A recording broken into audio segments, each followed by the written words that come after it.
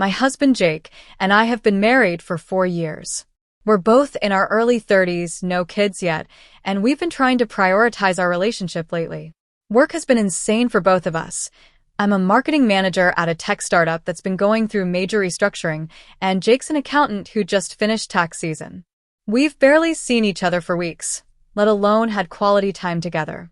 About 6 weeks ago, Jake surprised me with what seemed like the perfect solution. He'd booked us a long weekend at this beautiful lakeside cabin in the mountains, about 4 hours from our city. He showed me the photos on the rental website, rustic but elegant, with a stone fireplace, a hot tub on the deck, and this stunning view of the lake. It looked like something out of a romantic movie. "Just you and me," he said, wrapping his arms around me from behind as I looked at the pictures on his laptop. "No phones, no work, no distractions. We can sleep in, make breakfast together, maybe rent a kayak. What do you think?" I literally teared up. It was exactly what we needed. I'd been feeling so disconnected from him, like we were just roommates managing our schedules instead of partners building a life together. This felt like Jake was prioritizing us again. I immediately started planning. I bought new lingerie, this gorgeous burgundy set that costs more than I normally spend, but made me feel incredible. I got a pedicure, scheduled a wax, even bought a new sundress that I knew Jake would love.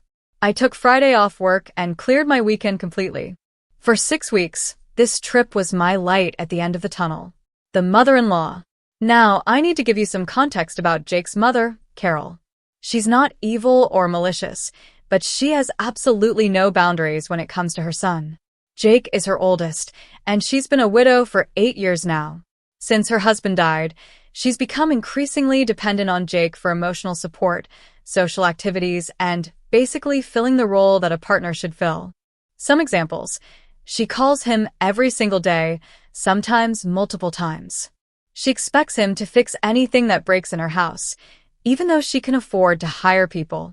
She drops by our place unannounced regularly. I've lost count of how many times I've come home from work to find her cooking dinner in our kitchen like she lives there. She inserts herself into our plans constantly. We can't mention going to a restaurant without her saying, "Oh, that sounds lovely. I haven't been there in ages." And Jake just lets it happen.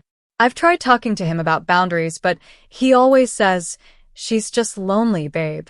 She doesn't mean any harm." When I point out specific instances where her behavior has been inappropriate, he says I'm being too sensitive or she just wants to feel included. The worst part is how she treats me. It's never outright rude. She's too smart for that. But there are constant little comments about how I keep house, how I dress, my career choices. She'll make backhanded compliments like, "Oh, you're wearing your hair down today. That's better. It softens your face." Or she'll say things to Jake in front of me like, "Remember when you used to love my lasagna? I should make it for you again soon," while looking pointedly at whatever I've cooked. She also has this way of physically inserting herself between us. If we're sitting on the couch watching TV and she comes over, she'll sit right between us instead of taking the chair. At family gatherings, she'll pull Jake aside constantly for private conversations that last 20 minutes. She always needs his help with something right when we're trying to have a moment together. I know Jake loves me, but sometimes I feel like I married both of them. Like I'm competing with his mother for his attention and losing. So, Friday afternoon finally arrived. I'd been watching the weather all week. Perfect sunny skies predicted. I'd packed our cooler with wine, cheese, chocolate-covered strawberries, all the romantic touches. I even made a playlist for the drive up. The cabin was exactly as gorgeous as the photos. Nestled in pine trees about 50 yards from the lake, with this wraparound deck and huge windows. I was practically bouncing with excitement as we pulled up the gravel driveway. That's when I saw the second car. "Jake," I said slowly, "whose car is that?" Jake got very quiet. Then he gave me this sheepish look that I recognized.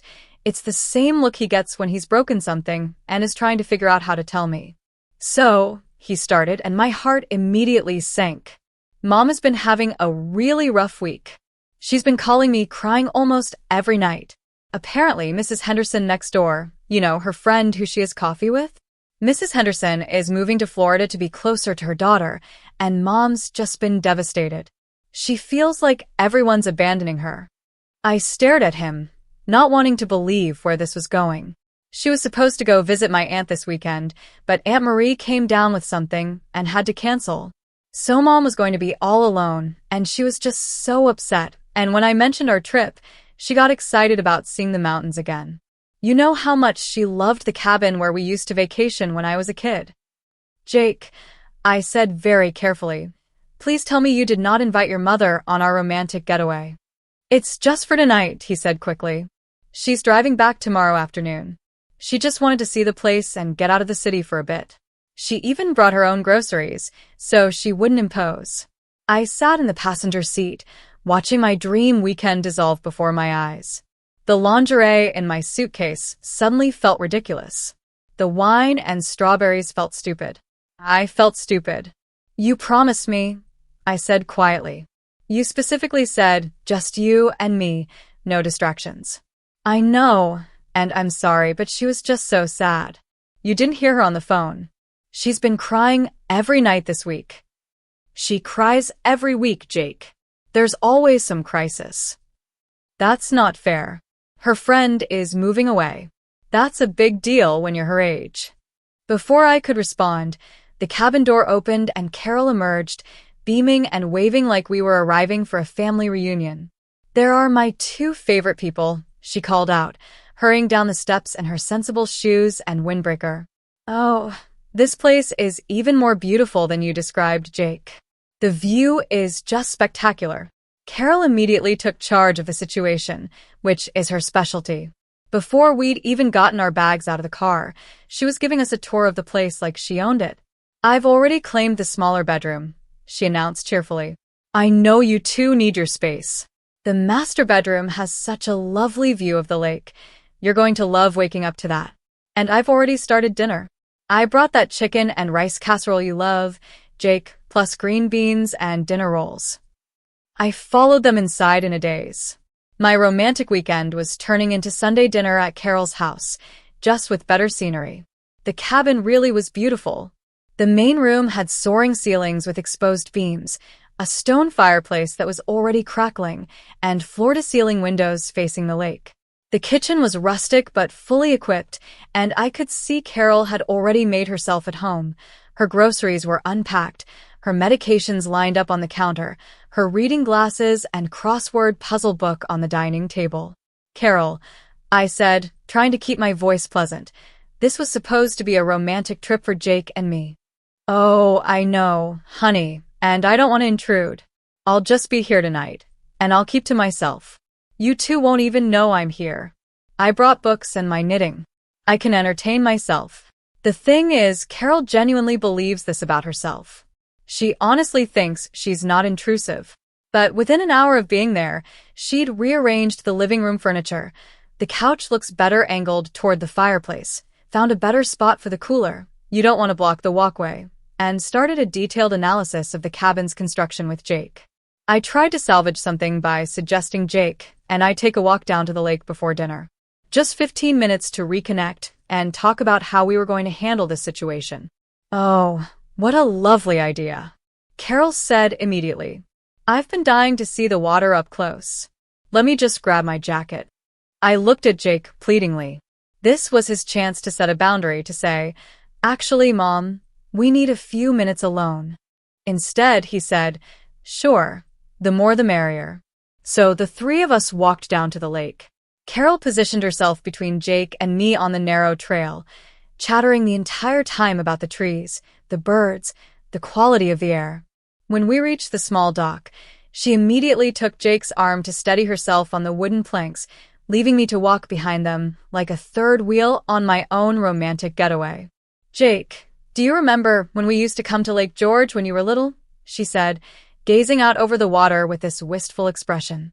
You and your father would spend hours trying to catch bass off the dock at that cabin we rented.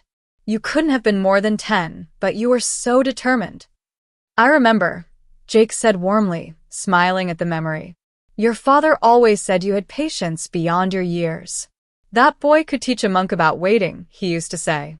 Her voice got a little shaky. I miss those times so much. Everything was so simple then. And there it was, the emotional manipulation that Jake never seems to see. The wistful reminiscing about his father. The emphasis on how much she misses the past. The implication that Jake is all she has left of those happy times. I watched my husband's face soften with sympathy and knew that any hope of getting our weekend back had just evaporated. I stood there on the dock, watching my husband comfort his mother while the sun set over the lake that was supposed to be the backdrop for our romantic reconnection.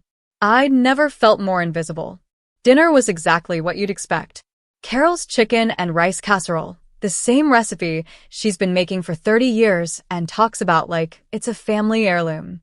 She fussed over Jake, making sure he got the pieces of chicken with the most seasoning, asking 3 times if he wanted more rolls, commenting on how thin he looked.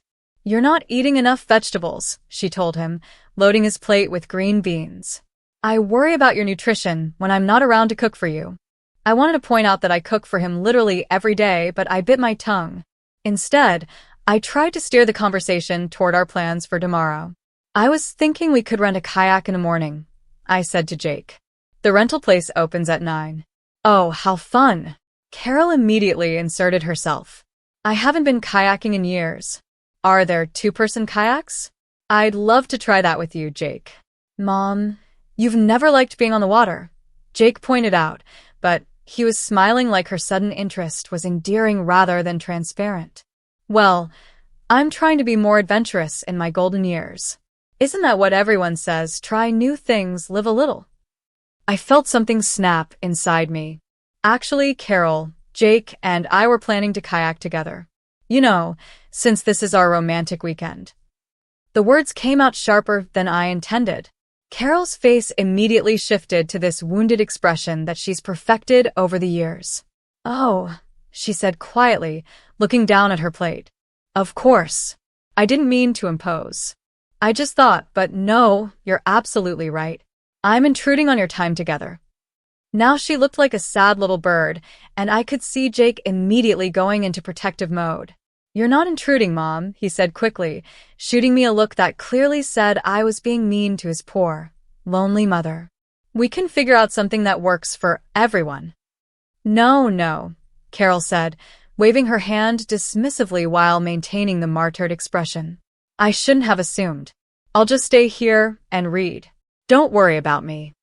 The thing about Carol is that she's a master of the non-apology that somehow makes you feel guilty for being upset in the first place.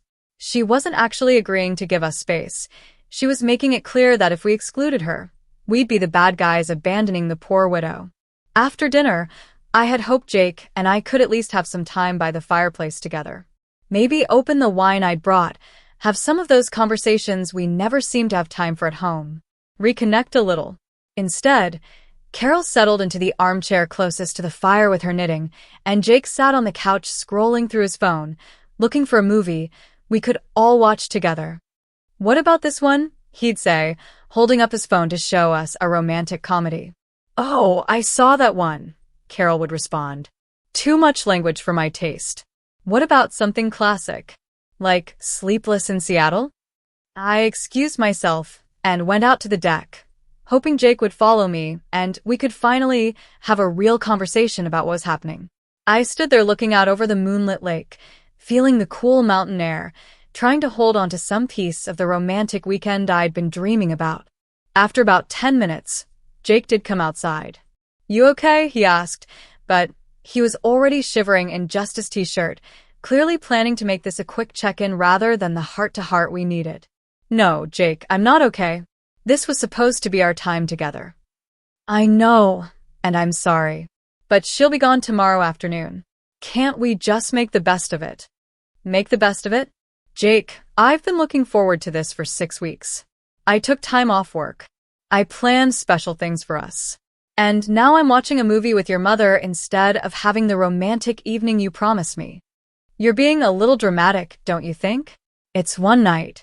That word, dramatic. It's Jake's go-to whenever I have legitimate feelings about his mother's behavior. Like my emotions are some kind of performance rather than a genuine response to a frustrating situation. I'm being dramatic for wanting to spend time alone with my husband on what was supposed to be a romantic getaway? Keep your voice down, he said, glancing back toward the house. She'll hear you. I don't care if she hears me. Maybe she should hear that her constant intrusion into our relationship is a problem. She's not intruding. She's going through a hard time, and she needed to get away. Why can't you be more understanding? I stared at him, standing there in the moonlight, more concerned about his mother's feelings than mine. More worried about her hearing us argue than addressing why I was upset. When is she not going through a hard time, Jake? When is there not some crisis that requires your immediate attention and support? That's not fair. She just lost her friend. Her friend is moving to Florida, not dying. And even if it were a genuine crisis, why does that mean she gets to hijack our romantic weekend? Jake ran his hands through his hair, a gesture I recognized as his, I don't want to deal with this right now, tell. Look, let's just get through tonight, okay? Tomorrow we'll have the rest of the weekend to ourselves. He went back inside before I could respond, leaving me alone on the deck with the romantic lake view that now just felt like a mockery. The night. The master bedroom really did have a beautiful view of the lake. Moonlight streamed through the large windows, and I could hear the gentle lapping of water against the shore. It should have been the perfect setting for reconnecting with my husband. Instead, Jake fell asleep within minutes of his head hitting the pillow, exhausted from managing both his mother's emotional needs and my frustration. I lay there in the gorgeous burgundy lingerie that no one was going to see, listening to the sounds of Carol moving around in the next room, running water, opening cabinets, generally making herself completely at home in our romantic retreat. I kept thinking about how excited I'd been during the drive up, how I'd imagined this night going. I'd pictured us talking for hours, sharing the wine I'd carefully selected, maybe soaking in the hot tub under the stars. Instead, I was lying next to my sleeping husband, feeling more alone than I had in months. Around midnight, I heard Carol's door open and footsteps in the hallway. Then the sound of her making tea in the kitchen, settling into the living room with what I assumed was a book. She was claiming the common spaces even in the middle of the night, making sure her presence was felt throughout the cabin. I must have finally fallen asleep around 2 a.m. because I woke to the smell of coffee and bacon cooking. For a moment, still half asleep, I thought Jake had gotten up early to make me breakfast, a romantic gesture to make up for the disaster of the evening before. Then I heard Carol's voice. Jake, honey, do you want your eggs over easy or scrambled? I found some lovely fresh herbs in the garden outside. I thought I'd make my special herb scramble. Saturday morning. I came out of the bedroom to find Carol fully dressed and made up, bustling around the kitchen like she was hosting a bed and breakfast. She'd not only made breakfast, but had set the table with cloth napkins she'd apparently brought from home and had arranged some wildflowers she'd picked in a makeshift vase. Good morning, dear, she called out cheerfully. I hope you slept well. I made plenty of breakfast, herb scramble, bacon, and I found some lovely bread for toast. Jake was sitting at the table in his pajama pants and t-shirt, looking perfectly content to be served breakfast by his mother. He looked up when I appeared and gave me what I think was supposed to be an apologetic smile. Morning, babe. Mom's making her famous herb scramble. I woke up early and couldn't get back to sleep, Carol explained, flipping eggs with the confidence of someone who'd taken over. You know how it is when you're somewhere new. So, I thought I'd make myself useful and get breakfast started. I poured myself coffee and sat down, watching this domestic scene that felt like a parody of the romantic morning I'd imagined. Instead of lazy morning kisses and breakfast in bed, I was watching my husband enjoy his mother's cooking while she hovered over him, making sure he had enough orange juice. I was thinking, Carol continued, since it's such a beautiful morning, maybe we could all drive into that little town we passed on the way up. I saw signs for antique shops and a farmer's market. Doesn't that sound lovely? I looked at Jake, waiting for him to remind his mother that this was supposed to be our romantic weekend, and we had our own plans. Instead, he nodded enthusiastically. That sounds fun. What do you think, babe? What I thought was that I wanted to scream. What I thought was that every single moment of our weekend was being co-opted by his mother. What I thought was that my husband seemed perfectly happy to let it happen. I thought we were going kayaking, I said. We can do that too, Jake said. We have the whole day. But I could see how this was going to play out. We'd spend the morning antiquing with Carol, then she'd want to have lunch together. Then maybe she'd be tired and need a nap, and by the time she was ready to leave, the day would be over. Actually, Carol said, settling into her chair with her own plate, I was thinking I might extend my stay until tomorrow. If that's all right, of course. I'm just having such a lovely time, and the mountain air is so good for me. I feel more relaxed than I have in weeks. I felt my last shred of hope for salvaging this weekend disappear. Mom, Jake said gently, we were planning to have some alone time this weekend. Oh, I know, and I promise I won't get in your way. I can entertain myself. I brought plenty of books, and I love just sitting on the deck with my knitting. You two can do whatever you want, go kayaking, take long walks, whatever couples do. I'll just be here enjoying the peace and quiet. The complete lack of self-awareness was breathtaking. She genuinely couldn't see that her very presence was the problem, that just being here was exactly what was ruining our romantic getaway. Carol, I said, trying to keep my voice level. Jake and I specifically planned this as a romantic weekend for just the two of us. We've both been working really hard, and we need time to reconnect as a couple. Oh, I completely understand, dear. Romance is so important in a marriage. My husband and I used to take little getaways all the time when Jake was young. That's actually how I know this area. We came up here several times for romantic weekends of our own. She was doing it again, making it about her relationship, her memories, her needs, and somehow managing to make me feel selfish for wanting what she'd had with her husband. The thing is, I continued, we can't really have romantic time with you here. Carol's face immediately shifted to that wounded bird expression. Oh, I see. Of course, you wouldn't want me around when you're being intimate. I hadn't thought of that. The way she said intimate made it sound vaguely distasteful, and suddenly I felt like some kind of sex-crazed wife trying to seduce her son. It's not just about intimacy, I said, although that was certainly part of it. It's about having time for the kinds of conversations and connections that couples need privacy for. Well, Carol said, looking down at her plate with hurt dignity, I certainly don't want to be somewhere I'm not welcome. I'll pack my things after breakfast. But she said it in that tone that made it clear she expected to be talked out of leaving. The tone that said she was the injured party here, the poor mother being rejected by her cruel daughter-in-law. And Jake, right on cue. Mom, you don't have to leave. We can work something out. I looked at my husband, sitting there in his pajamas, more concerned with managing his mother's hurt feelings than acknowledging what I'd been trying to tell him. I realized that I could lay out my feelings as clearly and reasonably as possible, and he would still choose to prioritize her emotional comfort over our marriage.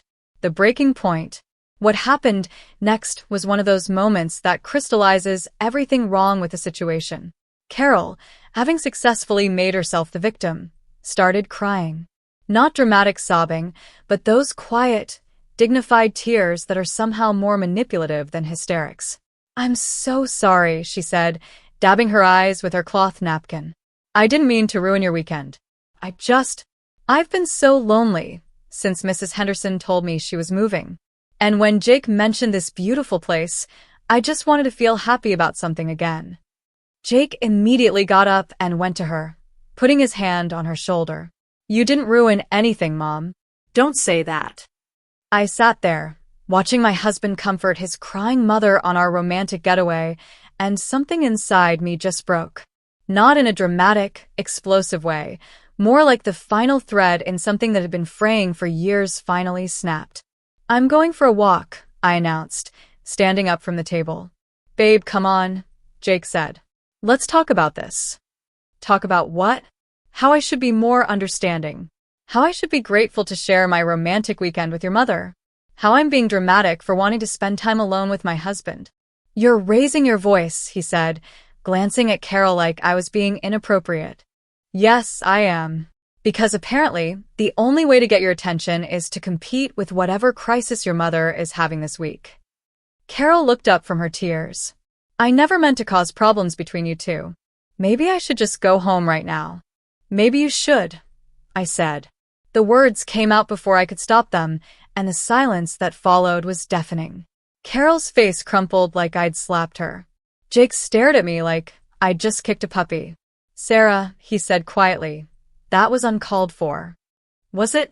Was it really uncalled for to say that the person who crashed our romantic getaway should leave? She's my mother. And I'm your wife. When did that stop meaning anything? I walked out before he could respond, grabbing my jacket and heading for the door. I could hear Jake calling after me, but I kept walking. I needed air, space, distance from the cabin that was supposed to be our sanctuary and had become just another stage for Carol's one-woman show about being the most important person in Jake's life. I walked down to the lake and sat on the dock, looking out over the water that was supposed to be the backdrop for our romantic weekend. It was a gorgeous morning, the kind of perfect mountain day that makes you believe in fresh starts and new possibilities. Instead, I felt like I was suffocating. My phone buzzed. A text from Jake. "Come back. Let's figure this out." But I could see the cabin from where I sat, and through the windows, I could see Jake and Carol in the kitchen, probably with him reassuring her that I didn't mean it, that I was just stressed from work, that she was welcome to stay as long as she wanted. I realized that this weekend wasn't an anomaly. It was our marriage in microcosm. Every time there was a choice between my needs and his mother's feelings, he chose her. Every time I tried to set a boundary, I became the villain. Every time I asked for what should be basic priorities in a marriage, like time alone together, I was being unreasonable. I called my sister Emma. "How's the romantic getaway?" she asked cheerfully. "His mother is here." "I'm sorry, what?" I told her the whole story, sitting on that dock in the morning sun, finally saying out loud what I'd been trying to pretend wasn't happening. "Sarah," Emma said when I finished, "you know this isn't normal, right? You know that most husbands wouldn't invite their mothers on romantic getaways?" He says she was having a crisis. She's always having a crisis. That's her thing. And Jake enables it because it's easier than setting boundaries. But she lost her friend. Her friend is moving to another state, not dying. And even if it were a real emergency, that doesn't mean she gets to hijack your marriage whenever she's upset. Emma was right, and deep down, I'd known it for years.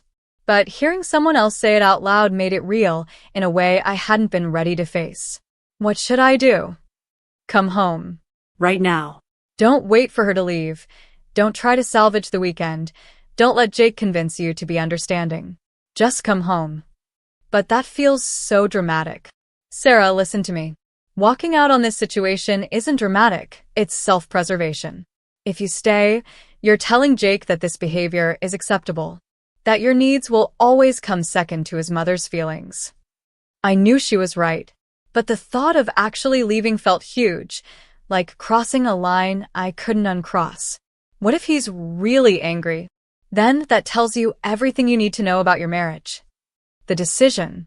I sat on that dock for another hour, watching the water and thinking about my marriage, about all the times I'd swallowed my frustration for the sake of keeping peace, all the times I'd been understanding about Carol's intrusions, all the times I'd accepted being a supporting character in my own life. I thought about the woman I used to be before I got married, confident, decisive, unwilling to accept treatment that made me feel small. Somewhere along the way, I'd started accepting less and less, convincing myself that compromise was the same thing as being steamrolled. When I finally walked back to the cabin, I could see Jake and Carol through the kitchen window. She was washing dishes while he dried, the picture of domestic harmony. They looked up when I came through the door, both with cautious expressions. "Feel better?" Jake asked hopefully. "Actually, yes," I said. "I've decided I'm going home." "What do you mean, going home?" "I mean I'm packing my things and driving back to the city. You and your mother can enjoy the cabin." Carol immediately started protesting. "Oh no, dear, please don't leave because of me. I'll go home right now." I never meant to cause such a fuss. But she was looking at Jake while she said it, not me, making it clear who she expected to handle this situation. "This isn't about you leaving, Carol," I said. "This is about me recognizing that I can't stay in a situation where I feel invisible in my own marriage." Jake looked genuinely confused. "You're not invisible. That's crazy."